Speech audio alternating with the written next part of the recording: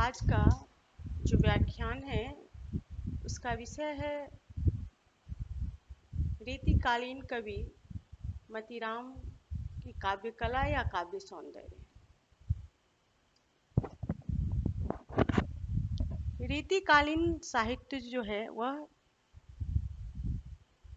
श्रृंगार, अलंकार, पिंगल, नीति, भक्ति जैसे तमाम विषयों पर आश्रित रहा। अर्थात इन सभी विषयों पर रचनाएं हुई हैं, काव्य ग्रंथ लिखे गए हैं। फिर भी इस काल में प्रमुखता प्रेम श्रृंगार और का ही रहा है। श्रृंगार इस काल की सबसे विशेष जो विषय वस्तु है वह है।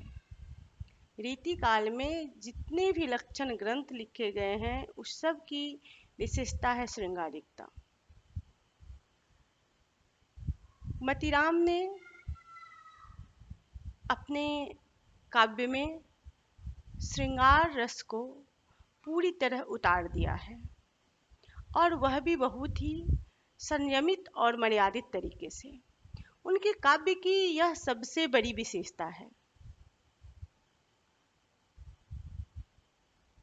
राम कुमार वर्मा ने कहा है, विक्रम की 17वीं शताब्दी के बाद हिंदी साहित्य के इतिहास में एक ऐसी प्रवृत्ति को प्रश्रय मिला जो लौकिक जीवन के सौंदर्य को अत्यंत अनुरंजन के साथ प्रस्तुत करने में समर्थ हुई।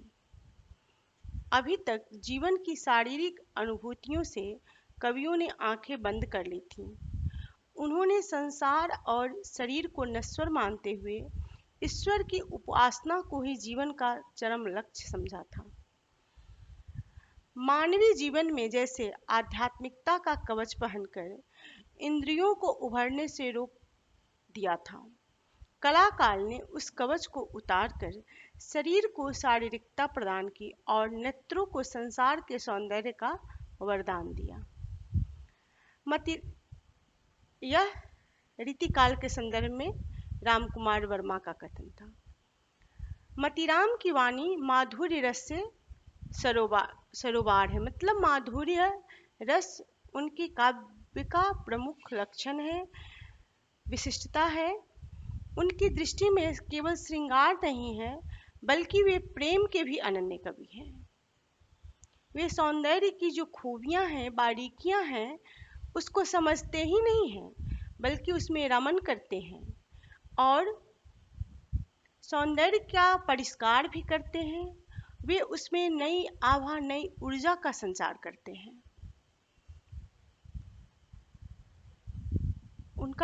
उनकी ये प्रमुख जो पंक्तियां हैं, कुंदन को रंग फीको लागे, झलके अति आंगन चारु गुराई, आँखिन में अलसान चितौन में अंजु बिलसन की सरसाई, को बिन मोल बिकात नहीं मतीराम लहे मुस्कान मिछाई, जो जो निहारिये नेरे हवे ने नहीं त्यों त्यों खड़ी निकरे सिलकाई।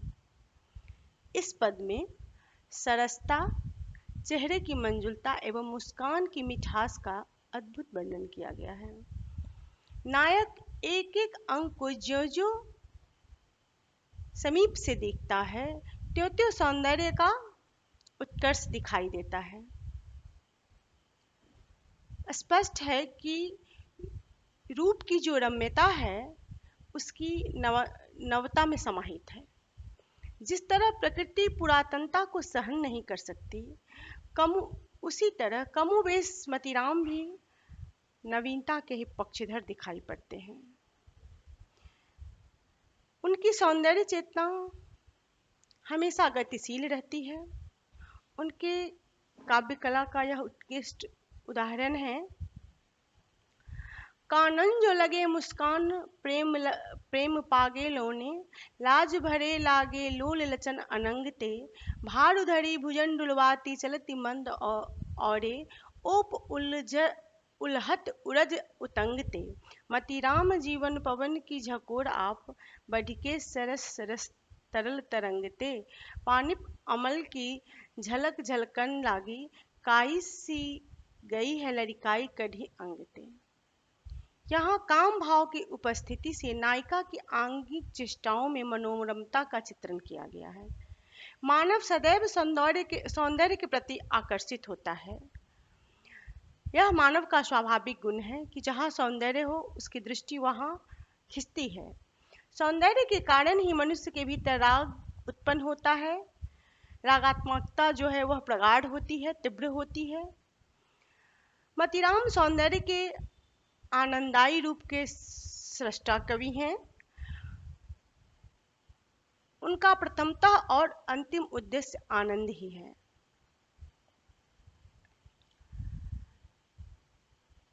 बिहुल नायिका किस प्रकार अपनी सखी से नायक के रूप का वर्णन करती है, किस प्रकार अपने प्रियतम के रूप सौंदर्य का वर्णन कर रही है, उसका अद्भुत वर्णन प्रस्तुत पंक्तियों में देखा जा सकता है। मतीराम की काव्य कला को समझने के लिए ये पंक्तियाँ काफ़ी महत्वपूर्ण हैं। मोड़ पंखा मतीराम किरीट में कंठ बनी बनमाल सुहाई, मोहन की मुस्कान मनोहर कुंडल डोलन तेछबी छाई, लोचन लोल विशाल बिलोचन कोन बिलो की भयो बस माई, वा मुख की मधुराई कहो मीठी लगे अखियान लुनाई। इस प्रकार रीतिकालीन जो समकालीन कवि हैं उनके समान मतीराम ने भी सौंदर्य का मनोरम चित्र उपस्थित किया है और उन्हें भी उसमें आनंद की अनुभूति हुई है। मतीराम ने अपनी रचनाओं में जीवन के में प्रेम के महत्व को, श्रृंगार के महत्व को बहुत ही बारीकी से, बहुत ही स्पष्ट रूप से चित्रित किया है। उनकी काव्य कला उनकी सभी रचनाओं में दृष्टिगत होती है। उनकी जो मुख्य पुस्तकें हैं, ललित राम छंदसार, रसराज, साहित्यसार, लक्षण श्रृंगार, मतीराम सतसई, इन सभी रचनाओं में काव्य के सभी तत्वों का बहुत ही उत्कृष्ट तरीके से मतीराम ने उल्लेख किया है। इस तरह से मतीराम की काव्य कला, उनका काव्य सौंदर्य अद्भुत है। छंदों का, रसों का सम्यक विनियोग है उसमें। उनके सौंदर्य चित्र को इन पंक्तियों में भी देखा जा सकता है। मोहन लला को मनमोहन बिलोकी, बालकस करी राखती है उमंग उछाह को, सखिन को दीठी को बचाए के निहारती है, आनंद प्रवाह बीच पावत न थाह को। इस तरह कोई भी बड़ा रचनाकार कभी स्वयं को बड़ा साबित नहीं करता। मतीराम ने रसराज ग्रंथ का प्रारंभ ईश्वर की वंदना से किया और उन्होंने यह घोषित किया कि वे कुछ नहीं जानते हैं, उनमें कवित्व की शक्ति नहीं है, कवित्व नहीं जानते हैं। और वे कहते हैं, कवितार्थ जानो नहीं कछुक भयो संबोध, मूल्यो भ्रम तेजो कछुक सुकवि पढ़ेंगे शोध, बरनी नायका नायकनी रच्यो ग्रंथ मतीराम, लीला राधा रमन की सुंदर जस अभिराम। मतीराम ने अपने काव्य में रस के संयोग और वियोग दोनों रूपों का अत्यंत सटीक वर्णन किया है। इनके रसराज नामक ग्रंथ के बारे में यह कहा जाता है कि आरंभिक रचनाओं में यह काफ़ी प्रशंसनीय रहा है। इसमें नायिका भेद के साथ साथ भाव की बहुत ही सुंदर अभिव्यक्ति है। लोचन वचन प्रसाद मृदुहास भाव धृति मोद, इनते प्रगटत जानिए वर्णहि सुकवि विनोद। नायिका भेद संबंधी इनके उदाहरण भी बहुत ही सरल, सुंदर और हृदय को स्पर्श करने वाले हैं। लज्जाशील नायिका का एक उदाहरण प्रस्तुत है।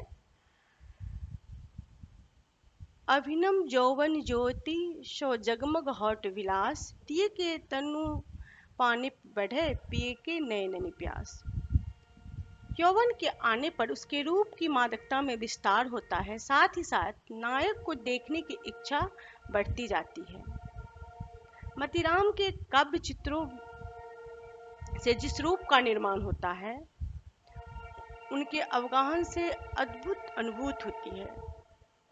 इस प्रकार का सृजन अन्यत्र दिखाई नहीं देता है। आनंद पूर चंद लसे अरविंद विलास विलोचन पेखे, अंबर पीट लसे चपला छवि अम्बुद मेचक अंग उरेखे। काम हुते अभिराम महा मतिराम हिये निहचौ करी लेखे, तय बड़ने निज बैनन सो सखी मैं निज नैनन जो सौ जनु देखे। इस प्रकार मतिराम की जो भाषा है वह एक दक्ष कवि का उदाहरण प्रस्तुत करती है।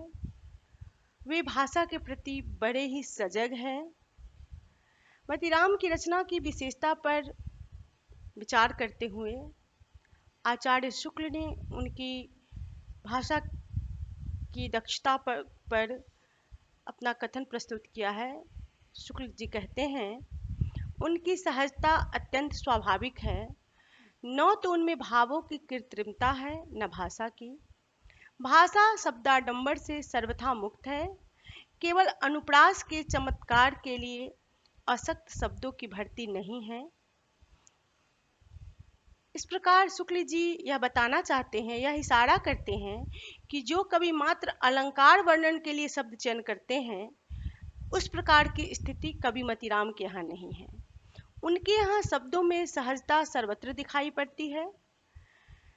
मतीराम ने जो शब्दों का चयन किया है वह भाव व्यंजना से परिपूर्ण है और भाषा के समान भावों में भी सहजता है, सरलता है। जब उसे प्रयोग के धरातल पर लाते हैं तो वह और भी सहज हो जाता है।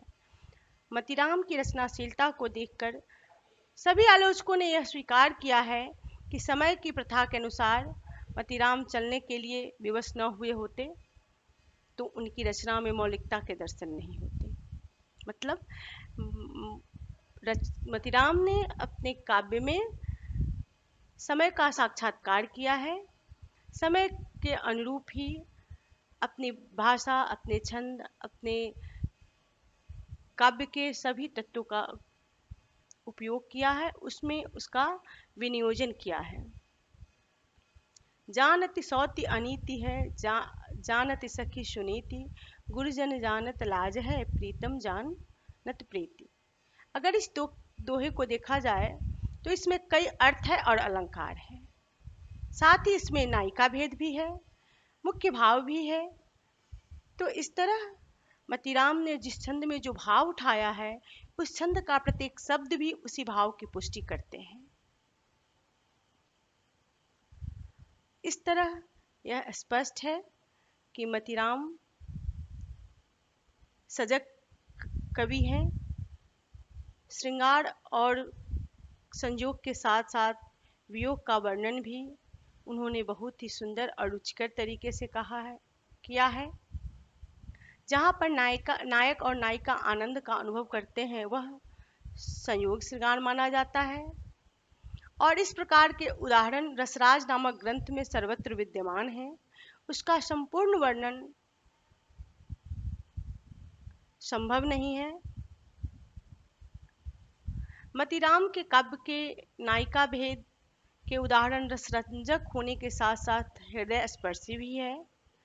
इनके वर्णन में कुछ शास्त्रीय प्रमाण का अभाव है, फिर भी चित्रवृत्तियों की जो दशा है और अनुभूतियों का जो वह वर्णन है, वह मतीराम को एक सफल और सजग रचनाकार सिद्ध करता है। इस तरह यह स्पष्ट है कि रीतिकाल के कवियों में मतीराम का स्थान काफ़ी महत्वपूर्ण है। इनकी रचना की सहजता ही इनकी सबसे बड़ी विशेषता है, जो सामान्य पाठक को अपनी ओर आकर्षित करती है। नायक नायिका निरूपण में भी वे सफल रहे हैं। सौंदर्य वर्णन में भी उन्होंने नवीनता का परिचय दिया है और सघन भावों की अभिव्यक्ति वे सहज रूप में करते हैं।